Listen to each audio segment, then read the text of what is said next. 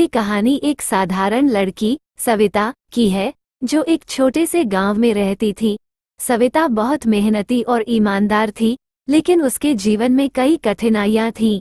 उसके परिवार की आर्थिक स्थिति बहुत खराब थी और उसे अपनी पढ़ाई भी बीच में छोड़नी पड़ी थी ताकि वो अपने परिवार की मदद कर सके। सविता भगवान शिव की बहुत बड़ी भक्त थी।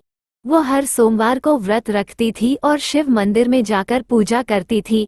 उसका मानना था कि भगवान शिव उसकी सभी समस्याओं का हल करेंगे। वो हमेशा शिवजी से प्रार्थना करती थी कि उसके परिवार की स्थिति सुधर जाए। एक दिन गांव में एक साधु बाबा आए। उन्होंने गांव वालों से कहा, मैं एक विशेष हवन करूंगा जिसमें भाग लेने से सभी की मनोकामनाएं पूर्ण होंगी। सविता ने भी इस हवन में भाग लेने का निर्णय लिया और उसने पूरे दिल से हवन में हिस्सा लिया। उसने भगवान शिव से प्रार्थना की कि उसके परिवार को सुख समृद्धि मिले। हवन के बाद साधु बाबा ने सविता को आशीर्वाद दिया और कहा, बेटी, तुम्हारी भक्ति ने मुझे प्रभावित किया है। भगवान शिव तुम्हारी सभी इच्छाओं को पूरा करेंगे। तुम्हें केवल धैर्य और विश्वास बनाए रखना है। कुछ दिनों बाद गांव में एक बड़ी कंपनी आई और उन्होंने गांव के पास एक कारखाना खोलने का निर्णय लिया। इस कारखाने में काम करने के लिए गांव के कई लोगों को नौकरी मिली। सविता को भी इस कारखाने में एक अच्छी नौकरी मिल गई।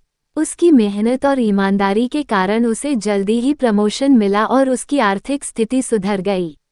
सविता ने अपनी कमाई से अपने छोटे भाई बहनों की पढ़ाई का खर्च उठाया और अपने माता पिता को भी आरामदायक जीवन दिया।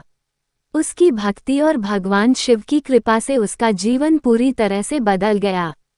सविता ने अपने जीवन में आने वाली हर खुशी का श्रेय भगवान शिव को दिया और उनकी पूजा करती रही। इस तरह भगवान शिव की कृपा से सविता का जीवन खुशहाल हो गया और उसे यह सीख मिली कि सच्ची भक्ति और श्रद्धा से भगवान का आशीर्वाद अवश्य मिलता है।